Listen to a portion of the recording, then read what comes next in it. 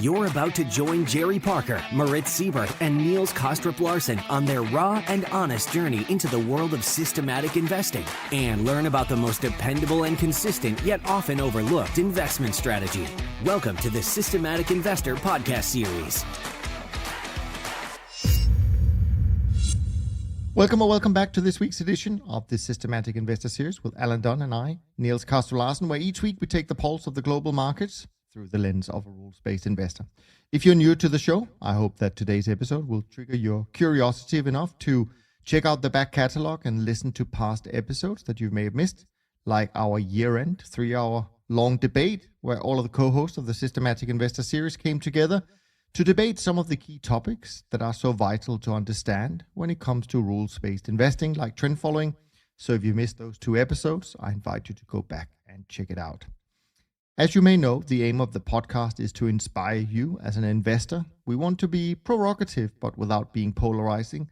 We want to challenge consensus narratives and to advocate how to think critically about the investing in an uncertain world, and to provide you with a framework and a mindset that we believe is truly robust. And if you want to help us achieve our goal, what we ask of you is that if you can comment, if you can continue to send us your questions, if you can share these episodes, and not least, if you can rate and review them in iTunes, we would greatly appreciate this, as this is the way for us to see that you get some value from our time and dedication each week to create these episodes. And as long as that continues, we will continue to do them. So with all of that said, Alan, great to have you on the podcast this week. How are things where you are? How was your holiday? Great, yeah. Good to speak to you, Niels. Things are good here. It was a nice break over Christmas. Nice to have a bit of time off, and it's obviously been a very quiet time. Everybody is keeping to themselves very much and not socializing a whole lot. So it was a particularly quiet Christmas this year. Yeah, absolutely. And as I'm sure the listeners can tell, you're coming through from the lovely city of Dublin. I can share that. Now, it's great to have you here because you bring a different set of skills and expertise to the series, and we will dig into some of that and also to your background in a few minutes, and I'm sure our listeners will enjoy that. But before we do, let me just give kind of a brief market wrap or state of where we are, because the new year started off with some fireworks coming out of the Fed, although we probably all expected that Chairman Powell would turn tough when it comes to tapering and rate rises. Yet it still managed to get a fair amount of market reaction midweek when the Fed minutes were released. Now, looking at how 2021 ended, there is this idea that markets closed on or around the highs, and I'm thinking about the equity markets here, and that's going to make new highs into 2022. In fact, I think there was 70 new all-time highs in the S&P in 2021. But if you look at some of the data and you take away the top performing stocks from these market numbers, then the Nasdaq, for example, the average distance from a 52-week high of all stocks in the Nasdaq is about 40%. Yes, 40% below the 52-week high, while the index is only 3 or 4% below its 1-year high. And if you do the same for the S&P, the average stock is almost 12% below its 1-year high, while the S&P 500 itself closed more or less at its high. So you have to ask yourself if all is good as it appears in equity land, and what they may tell us about the future, in particular the future without $120 billion of new money from the Fed each month. Of course, the Fed comments also had a reasonable effect on other markets like bonds, where we see the 30-year US bond being very close to break below the lows of March 2021, which I think would be a major blow for the bulls if and when it does. The 10-year US notes have already broken through their March 2021 lows. And of course, the shorter maturities, like 5-year and 2-year notes, have been selling off more or less in a straight line since August of 2021. So I think this may be an indication of what is in store for 2022, where I would not be surprised if we saw significant increases in volatility in many markets and asset classes, and where the 60/40 portfolio may come under heavy attack by rising inflation and uncertainty about imaginary valuations. But also, Alan, I wanted to bring you in here and just kind of hear what's on your radar. What are you keeping an eye on these days? I think, as you say, Niels, the comments from the Fed this week were very much the key market driver. As you say, I think the Fed has been incrementally moving towards a more hawkish stance. We got that sense in December with the Powell press conference, but it did seem to ratchet up a notch with the release of the minutes, and we saw obviously that reaction in the market. So I think you touched on a few interesting points there. Firstly, in relation to bonds, and obviously bond yields have risen over the week, and it does certainly look like a resumption of the trends that we started to see at the start of last year. People will recall the first quarter of last year, we saw a big move up in US bond yields, and US bonds had their worst quarter in over, I think going back to 1980. But then for the rest of the year, bonds were pretty much up and down in a broad yield or broad range. So, this is kind of a real classic case of a long-term trend resuming, and obviously relevant for the types of managers that we were involved with. That people have been speculating for a while. Is this the long-term change in the trend in bond yields? And arguably we're starting to see that resume again in the last number of days. 10-year yields pressing up against that 175 level. So it'll be really interesting to see if we do see this move following through. I think what was really interesting with the Fed minutes was this focus on the balance sheet. Everybody's been saying, will the Fed raise rates or not, and how quickly? But the other thing that came through was this discussion has begun as to not just obviously taper asset purchases, which we all know is underway, but also consideration of reducing the size of the balance sheet at some point in the future. And I think that's really interesting, because if you go back to 2018, obviously, we had a series of rate rises, and equities and risk assets held in pretty well up until the point where you had rate rises and a reduction in the balance sheet, and liquidity actually being withdrawn from the market. So I think that's possibly why we saw quite a big move, a decent sized move, I suppose you would say, in markets this week, because markets are now on alert that that's a topic of consideration for the Fed. Yeah, I think that's a great point, Alan. And also, if people have forgotten about what actually happened in 2018 when they started doing that, what actually happened was that the corporate bond market completely froze, and I don't think there were any new issuance for 41 days. And that just became a massive problem, because there are, like, I don't know how many times more bonds than there are equities. But I know people think, but Powell went in and he pivoted and he changed it all because equities were down 20%. I actually think he did it because corporate bond market had completely frozen. And so good points. Very interesting to see. I'm sure we're going to talk a lot more about this in the new year for sure. In terms of quick update, sort of year-end update on the trend following strategies on our side, our trend following strategy actually had a pretty strong finish to 2021. But altogether, it was a positive year.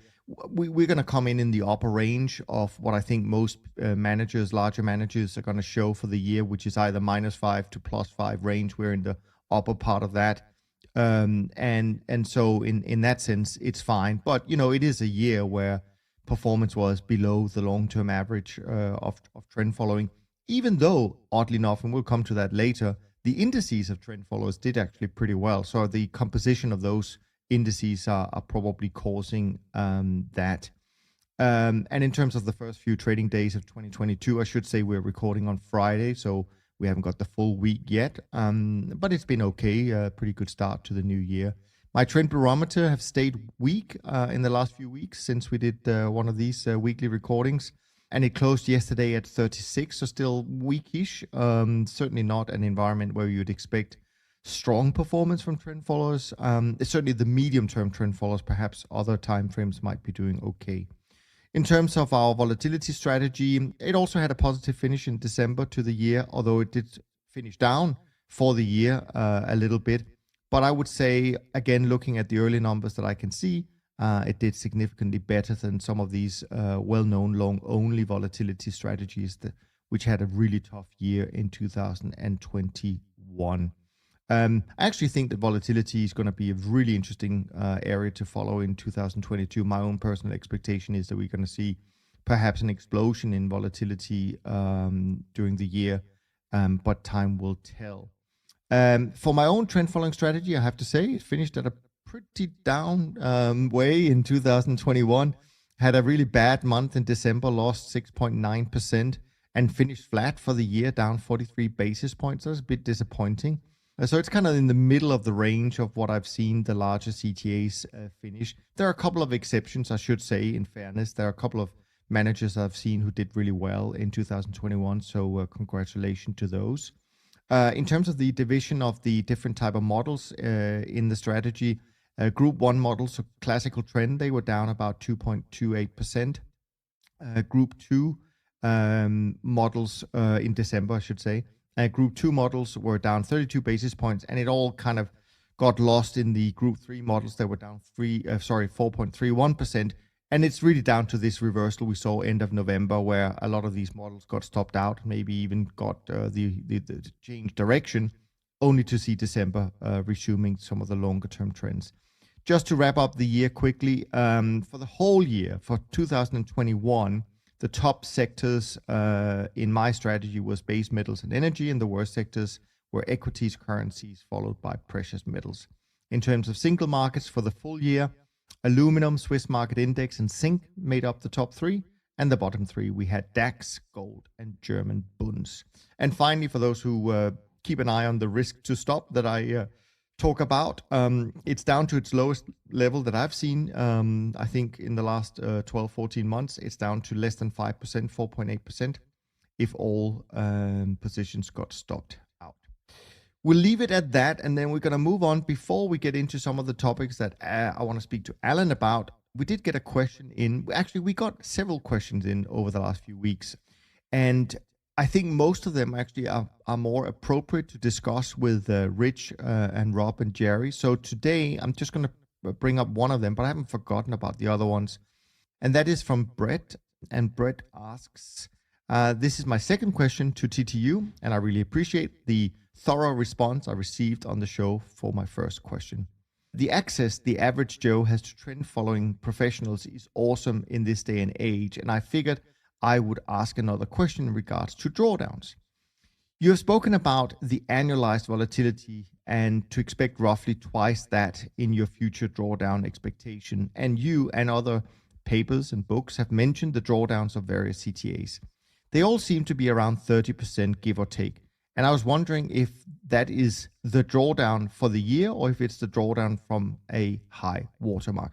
Now, Brett, you go on to explain an example of this, but let me just cut that short and say to you, it is the high from the last high watermark. So in your example that you write to me, if you're up 40% during the year and you end the year up 10, you are in a drawdown of approximately 30%. We would calculate that. So we don't care about annual drawdowns, so to speak. We only care about drawdowns from the last all-time high.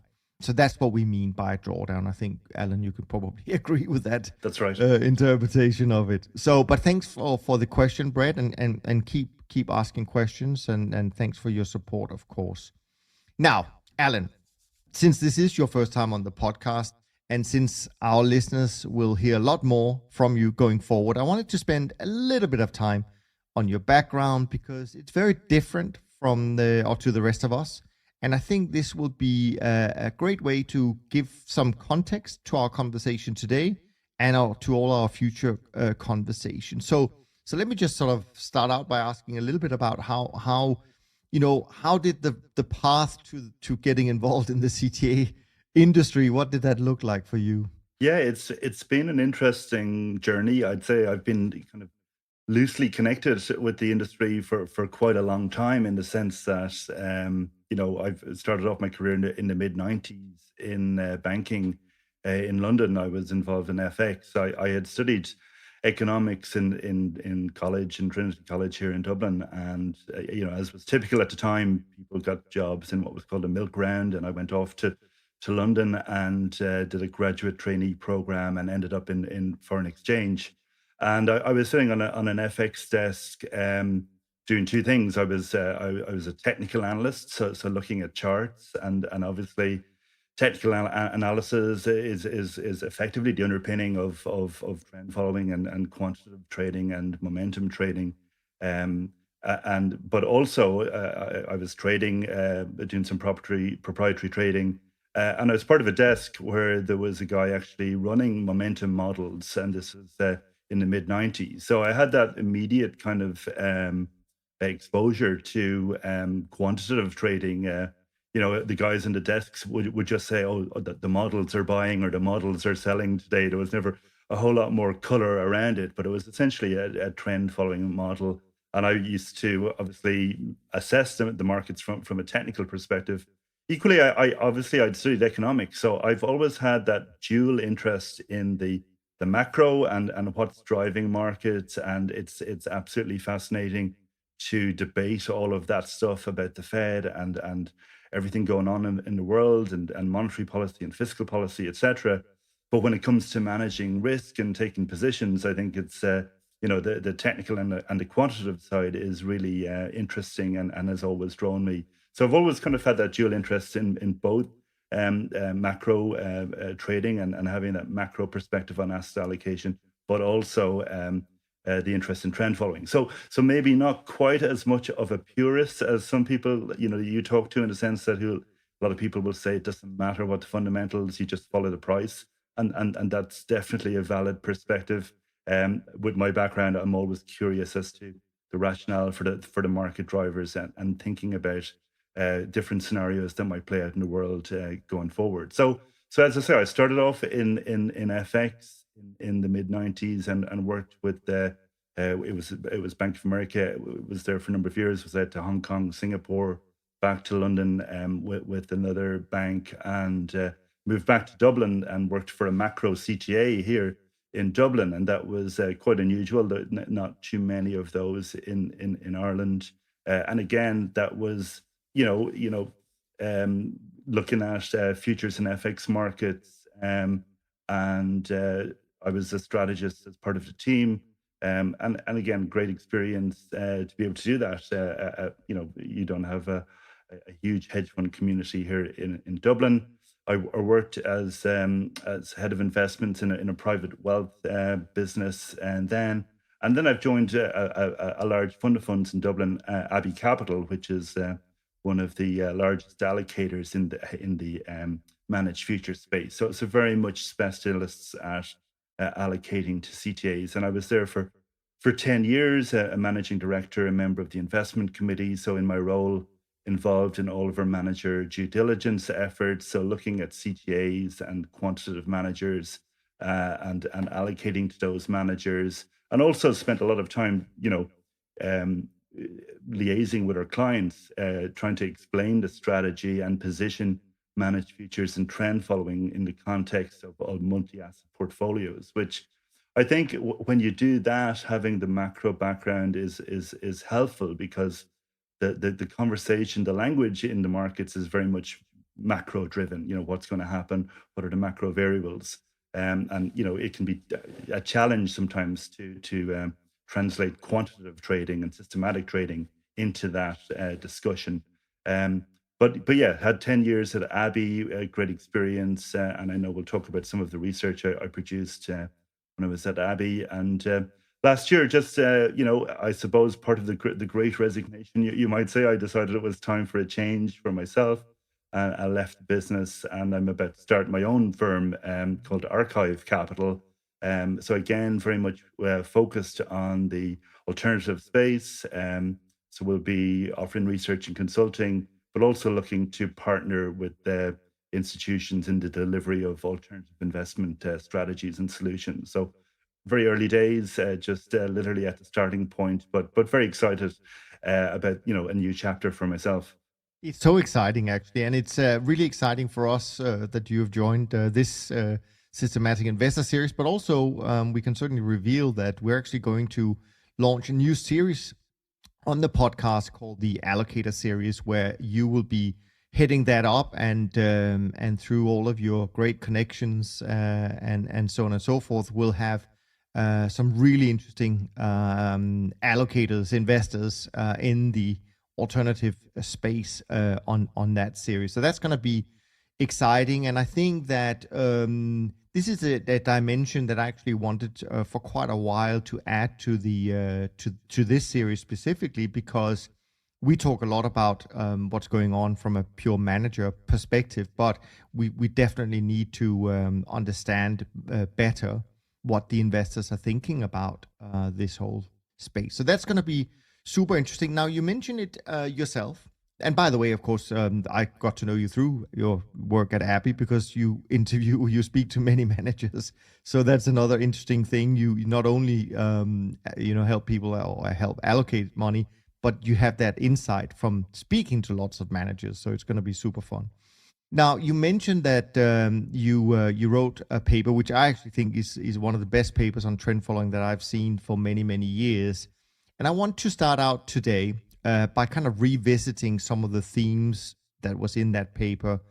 And first of all, before we get into that, I was kind of interested to, because this was in 2018 from my memory.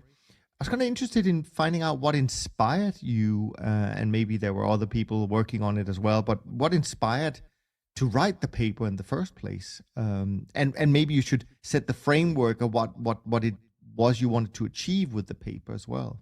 Absolutely. And I guess when we write research or we think about what's an interesting topic to write about, you're always cognizant of what's topical and what are the themes that are really coming up consistently in conversations when chatting to investors. And you might recall 2018 was a particularly difficult year, really across all asset classes. It was a tough year in managed futures and trend following. I think the SocGen Trend Index, which is the one that I tend to monitor for trend following performance, that was down about 8%. And it was I guess, a disappointing year from a trend following perspective, in the sense that it was a year when rates rose and equity sold off, and often people look to managed futures and trend following to deliver performance in those periods.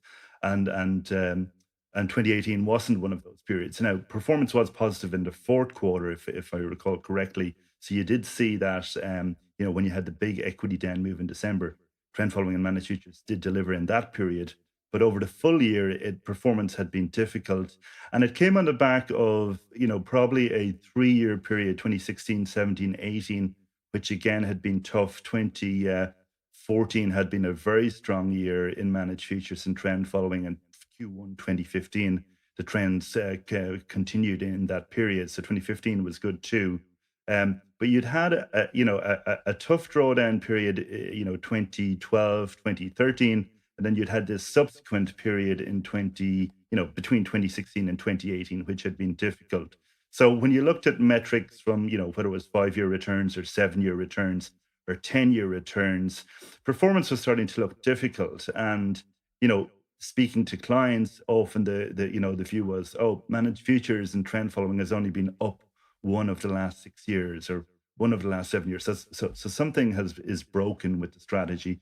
And, is it still a viable diversifying strategy within a portfolio? So we were getting that a lot. And I think not just concerns about performance, but a narrative was developing in the industry.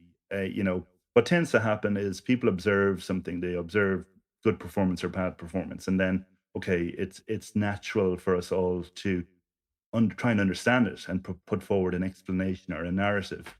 And the narrative that emerged was, one that maybe there was too much money in trend following assets, that the industry had got too big, and you'll recall trend following and managed futures had done really well in the global financial crisis. And then people obviously came in and invested to this strategy after that really good performance.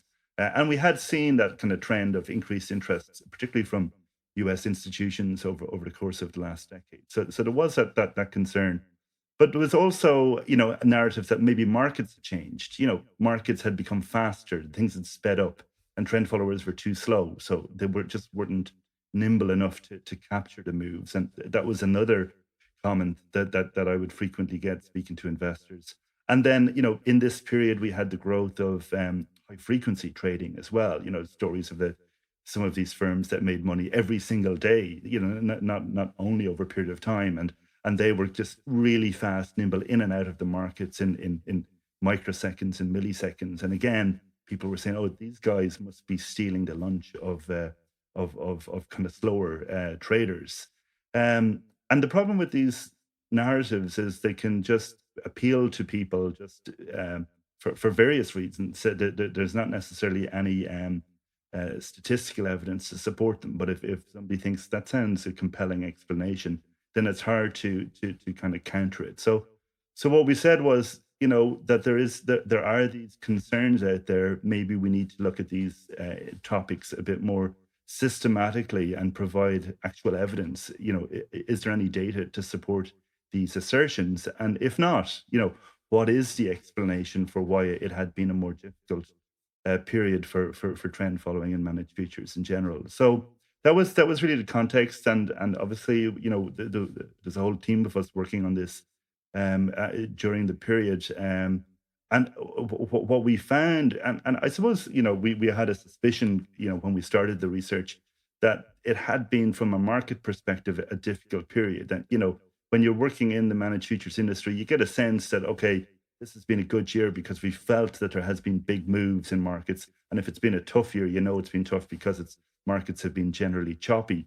So we had that in I guess, in the back of our minds. But firstly, when we looked at those, I suppose. I'm just going to interrupt here a little bit, Alan, because I want to just share with you a little anecdotal story from that year. We talk about 2018 being this bad year and difficult year, but I want to share that it actually started out like a great year. So I remember, every year, people may not know this, but every year in late January, early February, there are these sort of one or two huge industry conferences happening in Miami.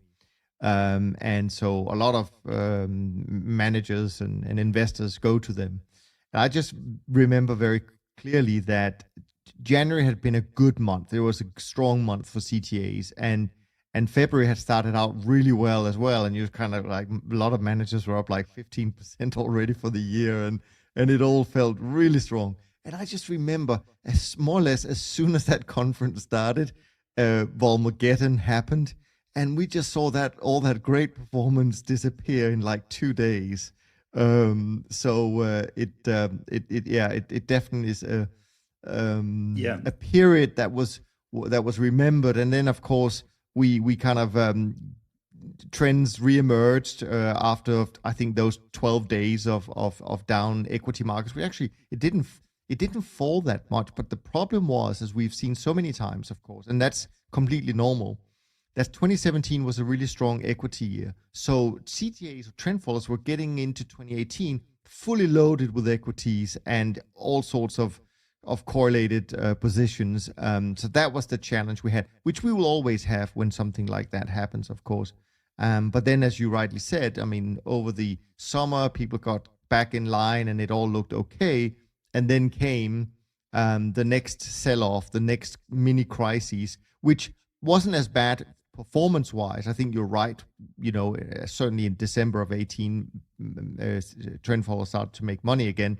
But of course, all these transitions are difficult. So I just wanted to give people that look behind the scenes a little bit, and then we're going to talk about what maybe we can go through some of these points point by point, because I think, funnily enough, many of the topics you wrote about in 2018 that people will use to quote unquote criticize trend following, they're the same today. They were probably the same 5 years earlier or even 10 years earlier. There are certain things that don't change, and some of those points are those. So why don't you dive into some of them sort of one by one, and we can chat about it. Yeah, you're right. I mean, and just to go back, I remember that 2018 being at that conference in Miami in January that year, and all of the talk at the time was about the melt up in markets, because I think possibly Jeremy Grantham or somebody had used that expression that we're about to see a melt up, and markets in January behaved that way. But then I think it was around the 5th of February, it was possibly an inflation number or something, changed the dynamic very, very, very abruptly, and that was to kind of set the scene for a difficult 2018. But yeah, let me go through some of the points that I touched on, and you're right. I think of all of the points, it was this idea of too much money in the space, and that trend following had become crowded. And I suppose the idea that if everybody is pursuing the same strategy and trying to get on trades at the same time,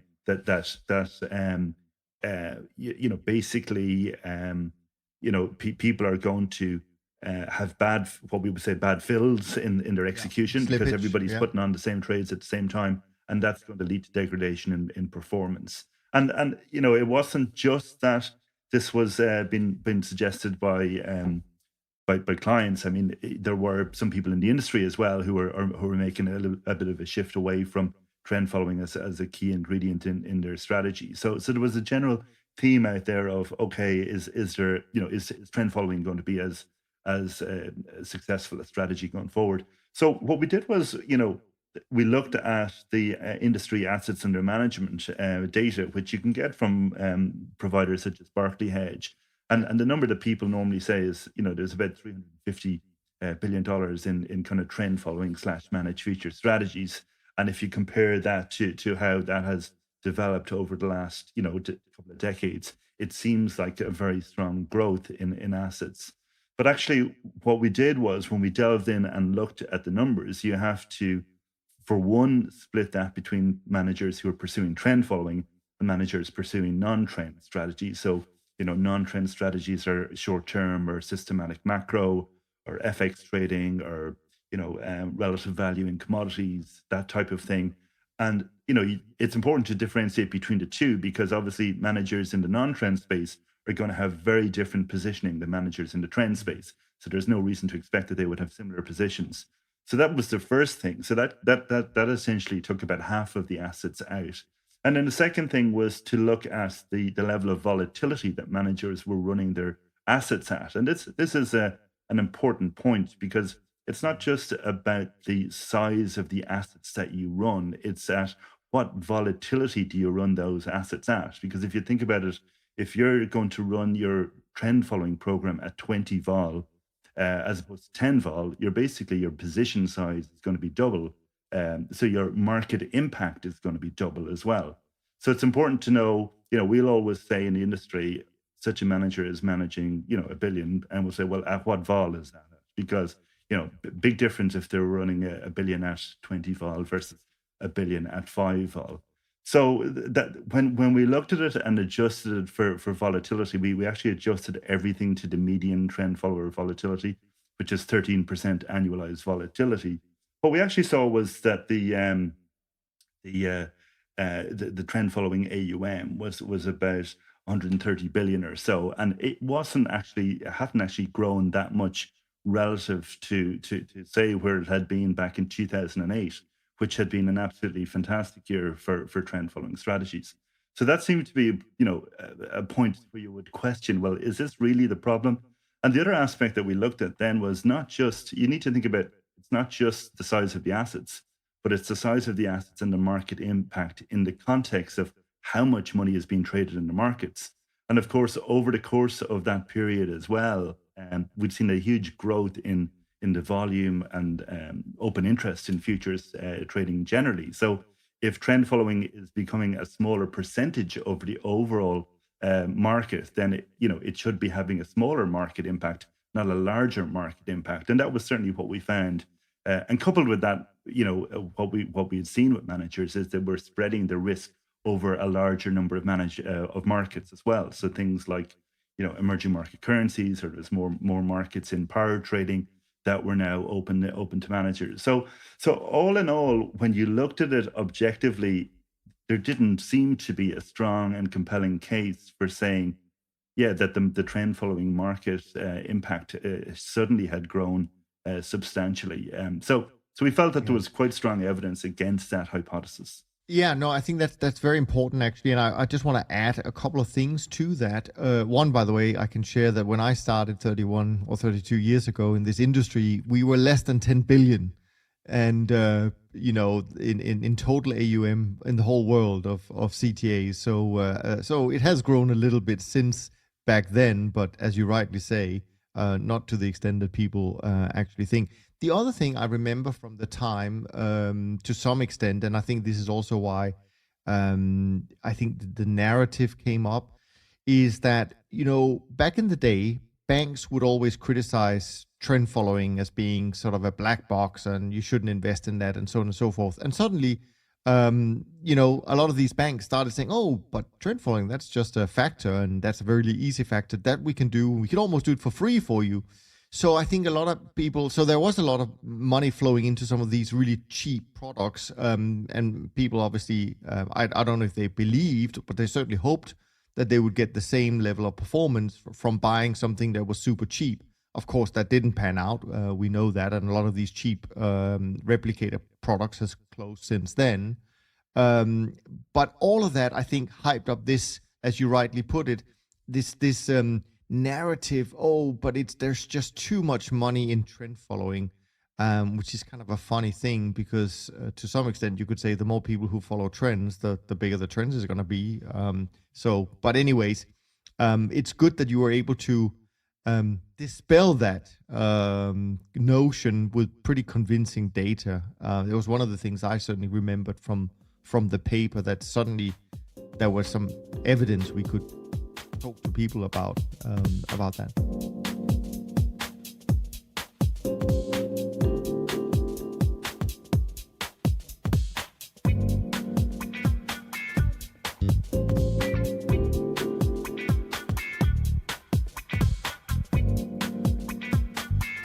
What else did you look into in the paper?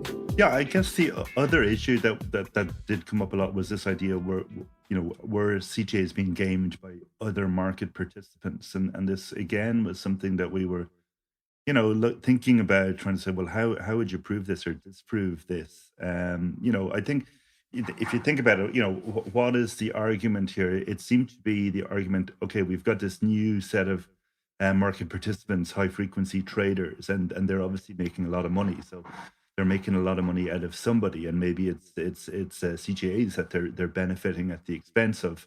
And obviously high frequency are in and out on both sides of the bid offer spread. It's trading in milliseconds, and it's a cost to transact with them. But when we sat down and thought about this from first principles, it didn't really make a lot of sense from the perspective. So if you're running a trend following system and you get a signal to buy the S&P today, you're typically going to execute your number of lots over a period of time.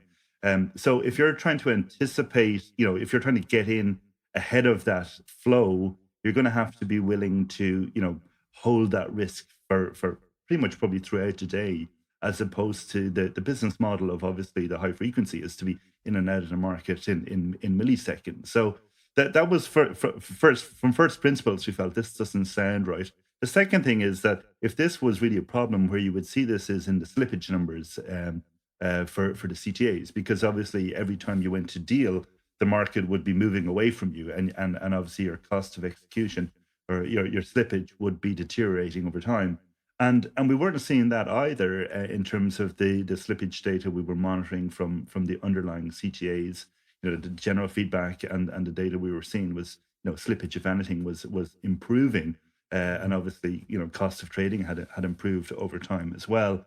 And then we tried to take a more of a statistical approach to this as well, and said, well, okay, how does it look like on the days when CTAs are trading more frequently, which will generally be the tough days, because when you get a big reversal in the market, CTAs are going to get soft out, trend followers have to get out of their positions, and that's going to be the day where their trading volumes are typically going to be higher.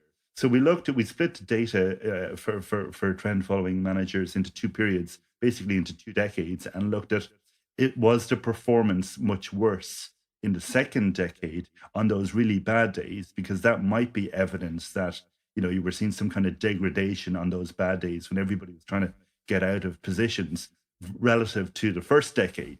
And again, what we found was no real difference. The bad days were not really any worse than they were 10 years ago. So again, you couldn't say there was any real sound statistical evidence to support that idea that that the CTAs were somehow being gamed and that their fills and execution was where the problem lay. So that was the second topic.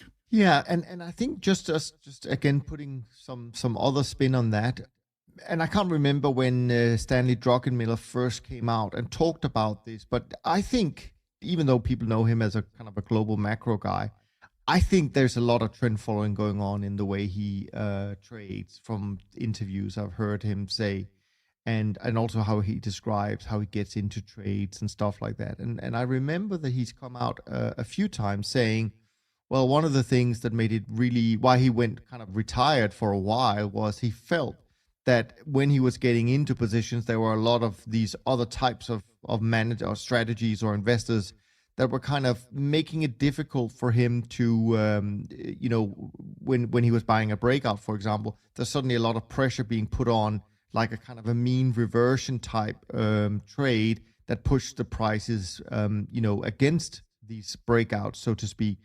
And so I think also all of that narrative played a part in why people thought that, these shorter term or high frequency strategies were actually making it really difficult for trend followers to perform as they had done in the past. So that's how I remember it. Yeah. Yeah, but I mean, the thing that I found really interesting about it was that there has always been a cost to trade in markets. So this isn't anything new. And going back to my experience in foreign exchange and sitting on the FX desk in the 90s, the CTAs back then would have to call up their FX salesperson and say, give me a price in dollar mark in 20. And the guy would call over to the FX trader and say, dollar mark in 20. And he'll quote, a 3-point spread or a 5-point spread or whatever it was. And that spread then came down to 1 point. And now it's, it's less than a point. Yeah. But so there has always been that cost of trading, whether you're trading with an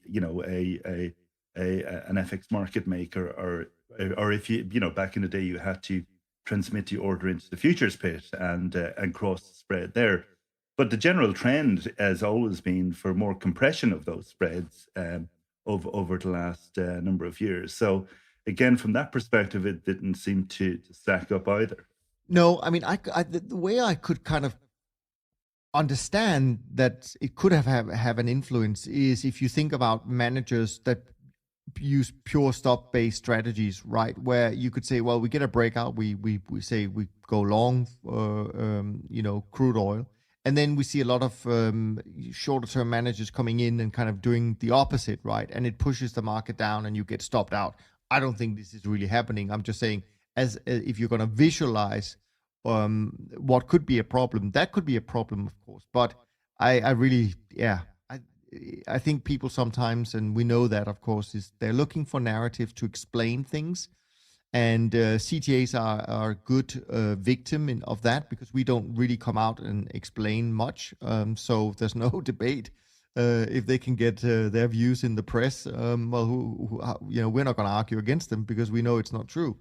But anyways, that's interesting. Another interesting observation that you found. What else did you look at as being sort of the key topical points back then? Yeah, well, the other point was, and again, this I think stemmed from the experience of the markets in 2018. Was maybe markets have sped up, and CTAs were just too slow to react. And it's easy to understand where this perspective would come from because, as you've been saying, we had Volmageddon in February 2018, which was obviously a big spike in the VIX and a sharp sell-off in equities and then a recovery, and then we had another sharp sell-off in equities in the fourth quarter. So you could easily point to very quick market moves in the S&P 500, but the point we were saying is obviously CTAs are trading across tens or over 100 different markets in many cases, and there's plenty of other markets which are not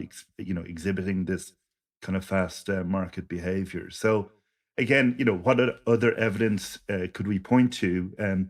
Well, what we had was a set of trend proxy systems as well, which had been developed in house. Basic kind of moving average and momentum systems. And the point was that if it was truly the case that markets had sped up in the last number of years, you would have expected faster momentum systems to be suddenly doing a lot better than they were before, because those really fast breakout systems would work well in that type of environment. And we weren't seeing that in our trend proxies, and even more generally in the industry. There is a subset of traders, the short-term systematic traders, who are they use a mix of momentum and mean reversion, but generally in those kind of fast breakout moves, you would expect them to be doing well. We weren't seeing them doing particularly well in the environment either. So again, it struck us very much as a narrative that had developed largely influenced by how markets had behaved in 2018, as opposed to something that was very sound and reflective of how markets were behaving across the board. Yeah, and the interesting thing about that in terms of speed, right, market speed, we of course know now with hindsight that 2020 we saw the fastest bear market in history, right? So that certainly goes to the point about speed. And of course, we also know that generally speaking, CTAs did okay in 2020, and actually some did really well during March of 2020 when all of this was taking place. So again, I think that it's nice the fact that you came to that conclusion 3 years ago, but it's actually nice to see that I think it's been dispelled.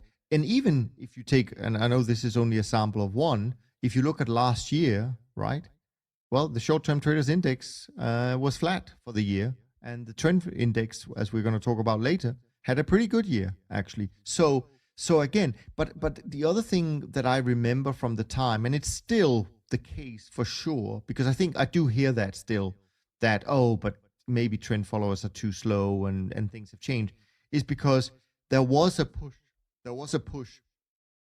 into short-term managers. I mean, that probably became popular in the early 2000s, right? 2005, 2006, the first short-term managers came along and they attracted attention. Again, it was a new great story, and a lot of AUM flowed that way, but they didn't really make a lot of money. I mean, I've not really come across many, I would say less than a handful of shorter-term managers who have shown consistent ability to make money over time in the range of what a trend follower would make as well. And actually, when you then drill down to some of their returns, you find that they do have some longer term trend following models in that, although they classify themselves as shorter term because they have that as well. So it is hard to, I think, say definitively that you should be short term if you look at the evidence, at least. It's certainly not an evidence. I mean, we look at it at Dunne, where we run some simulations as well to see which time frames have been the better over, for each calendar year. And it is very, very rare we have a calendar year that comes out and say, oh yeah, 29 days was the best time frame. Or I mean, we go down to 20 days. We don't go anything below that, but it's very rare it happens. For the most part, it's much, much longer time frames. So interesting stuff. Yeah. And I guess when we looked at this, if we've kind of said these are the things that we don't think are accounting for the more difficult performance. So it then begs the question: well, what is the reason for more challenging performance? And we always say, well, why has it been a more difficult period? Well, there haven't been as many trends, and people say, oh, sure, there's been trends. Sure, look at that market or this market, and the challenge with that is producing a more objective measure of the environment. And I know you have your trend barometer, and that's in that kind of philosophy of trying to put a number on, is, are we in a good environment? But it's not an easy thing to do, to come up with an easy single number to say it's a good environment for trend following or a bad environment for trend following. But I guess if you were to think about it from first principles, in what type of environment would you expect trend following to be doing well from a market perspective? Well, certainly an environment where you get bigger moves in markets, that would seem to be a better, a better environment, an environment where you have trends that are sustained over a long period of time. Well, again, that's going to be a better market environment than, a market environment characterized by, up 1 week, down another week. And if you go back to, the 2012, 2013 period, which was a tough couple of years for trend following, what you had in that period was this concept of risk on, risk off. It was, you know, uh, the markets were very heavily influenced by the European debt crisis at that point. And, 1 month you'd have an agreement, out of Europe, and a week later it seemed to be all off, and a week later it was all on again. And everything seemed to be traded risk on, risk off. And obviously that was a difficult environment. So we wanted to think about, well, how would what kind of indicators could show this more quantitatively? So we came up with a set of different indicators illustrating, I guess, different aspects of trend following.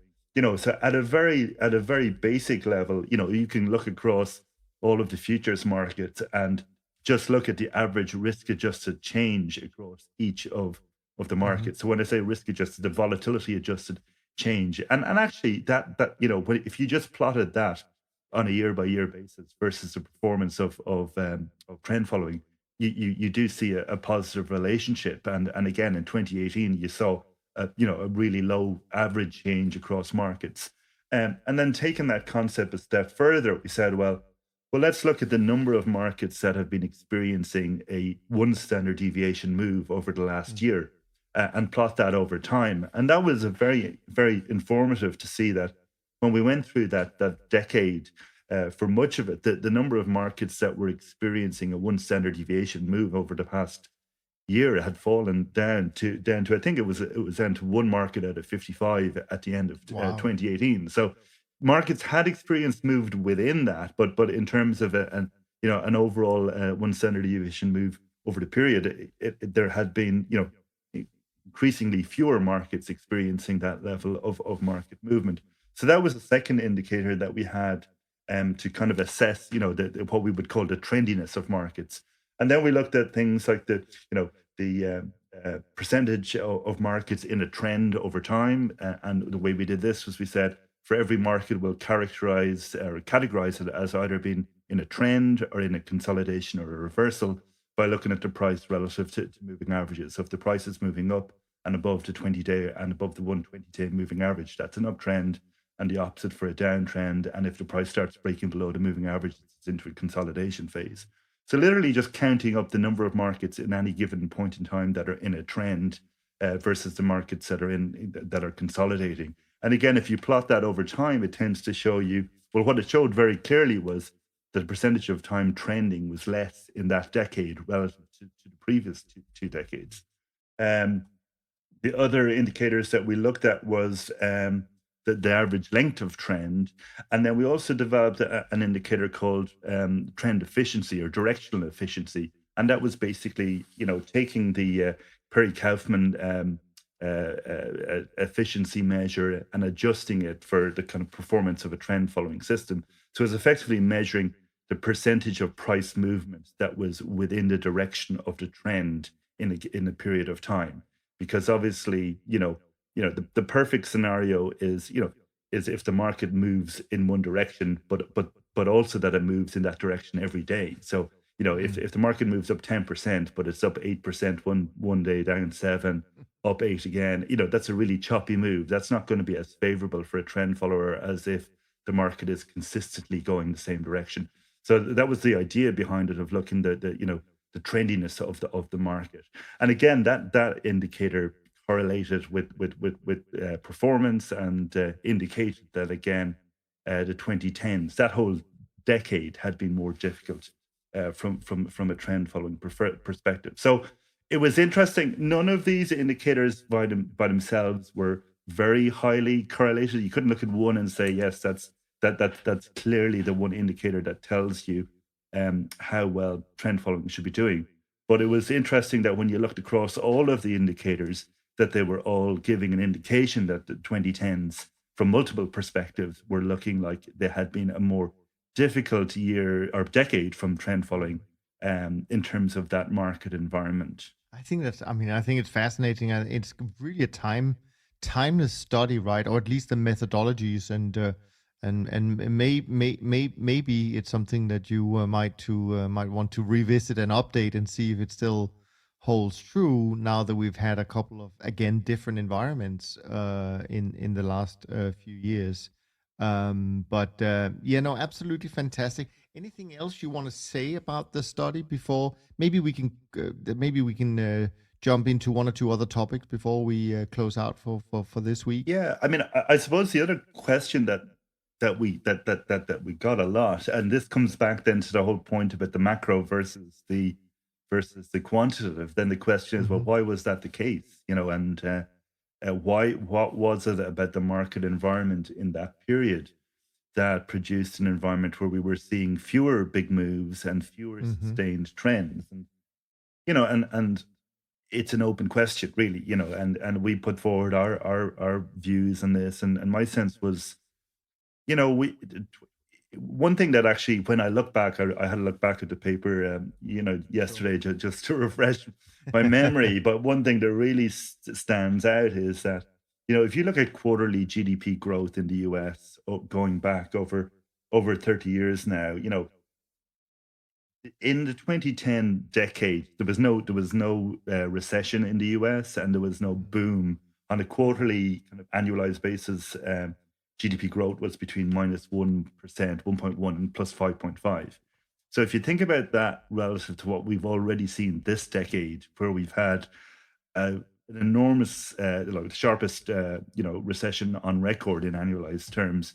Obviously, not a very long recession with the coronavirus, but the sharpest in terms of the annualized contraction, and then the massive the V-shaped boom. And one of the points we pointed to at the time was that there wasn't this big, amplitude in the economic cycle in that whole decade. And obviously, that's important because if you go from really weak growth to really strong growth, that influences all of the assets that are influenced by the economic cycle. So things like copper and crude oil, and obviously we've seen it with crude oil going from negative in the futures markets in 2020 to being back up to mid 80s.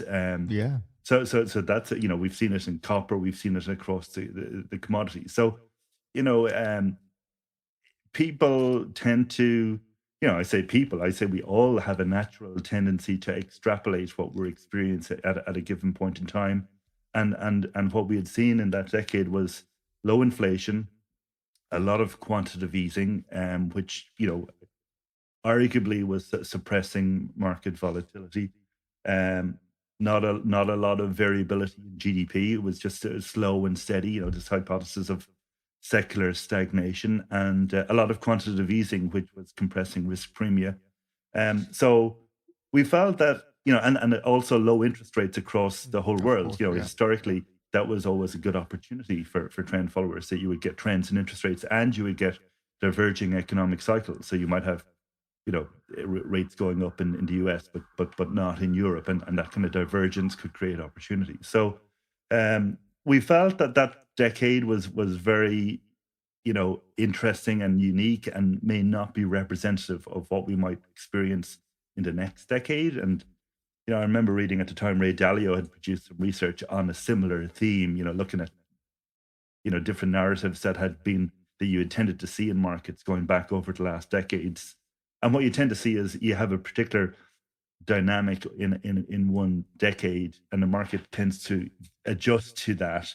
But by virtue of that adjustment, it sows the seeds for a different set of conditions that then tend to play out in the next decade. People, because of the low vol, people then end up taking on too much risk, and you get, the possibility of a Minsky moment, and an explosion of volatility, which we kind of did to an extent, in the sense that, in Q1 2020. But again, obviously the Fed stepped in again to circumvent any issues, particularly on the corporate bond side. But it is interesting now when you look back, some of the things, that we hypothesized about, where we, possibly seen more fiscal policy, which we have possibly seen higher inflation, and possibly seen, random events. We were talking about wars and droughts, but we we'd forgotten about pandemics, but you'd certainly put pandemics into that category of random events. And I think all of those are part of the reason we've seen better performance come through. Literally, since we wrote that paper, 2019 was a good year, driven more by the fixed income side, but 2020 and 2021 have all been positive years for trend followers. Yeah, indeed. And I think the other thing also, when thinking about that decade, which was, I mean, again, some managers actually over the decade did okay. But of course, when you look at the indices as a whole, a lot of that gets offset by managers not doing so well. And therefore, they tend to have been pretty flat for that decade, which of course, I mean, let's not forget, equity markets were completely flat for the first 10 years of the 2000s, right, in terms of performance, but people never talk about that period. Some of those equities have only recently made it out of their drawdown in the last couple of years. So, and some are still in a drawdown since 2000, some of the Southern European indices, as far as I remember. But I think the other thing for that decade that stands out to me is that FX rates have been pretty stable. And if I look at return distribution or attribution of trend following strategies, including the ones I work with, FX has been one of the worst sectors, most difficult sectors for the last 15 years or so, which is again not that normal, but central banks and policymakers have been successful in keeping that pretty tight. And I agree with you if that is what you said, but I certainly feel that we're coming to a point where, they've done as much as they could in keeping things together, but now we're getting to that moment where, how do you back out of zero interest rates without it causing some kind of upset? I mean, just the Fed minutes this week is a good indication that there's going to be trouble, when you see things like that, and let's just wait and see when the actual action happens, what the markets will do. But on top of all of that, I think there are two things that I've seen people talk about that lead to better conditions for trend following. One of them we can see in our own track record at Dunne, 47 years, we've traded through periods of inflation. So we know that inflationary periods have tended to be really good for trend following. But the other thing, the other thing is actually real interest rates. So interest rates adjusted for inflation.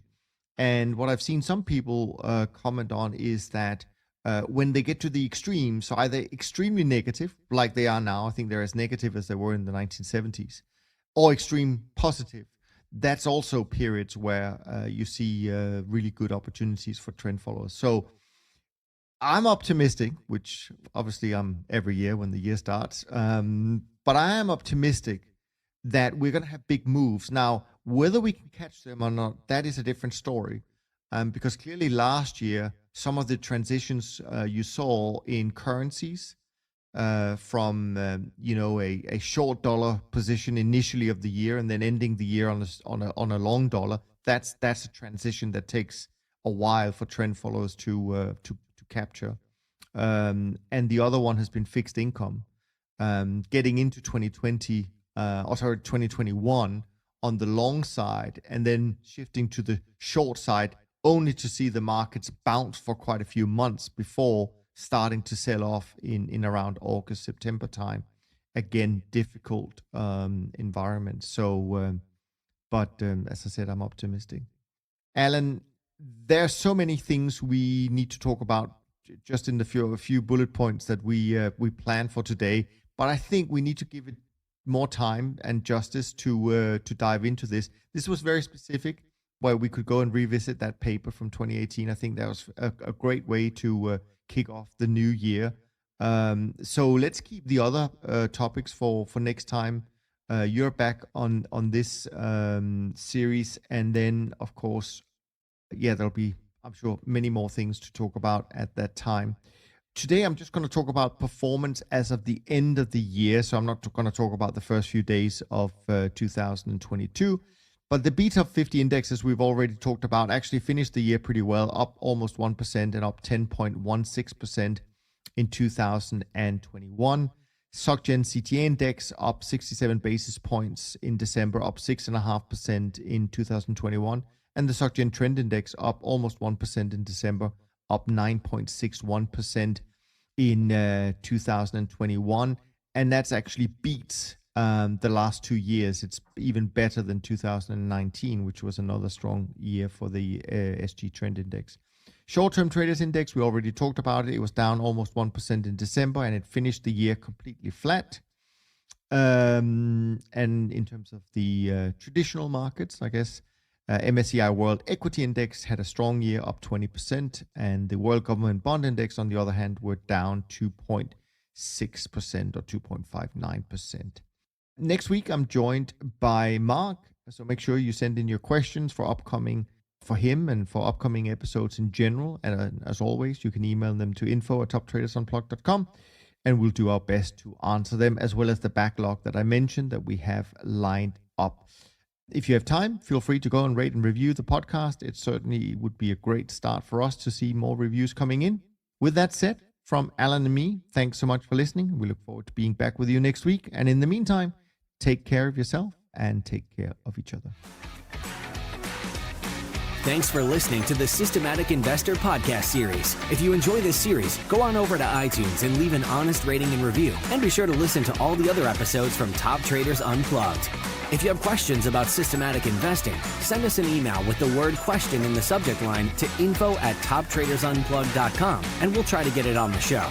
And remember, all the discussion that we have about investment performance is about the past, and past performance does not guarantee or even infer anything about future performance. Also understand that there's a significant risk of financial loss with all investment strategies, and you need to request and understand the specific risks from the investment manager about their products before you make investment decisions. Thanks for spending some of your valuable time with us, and we'll see you on the next episode of The Systematic Investor.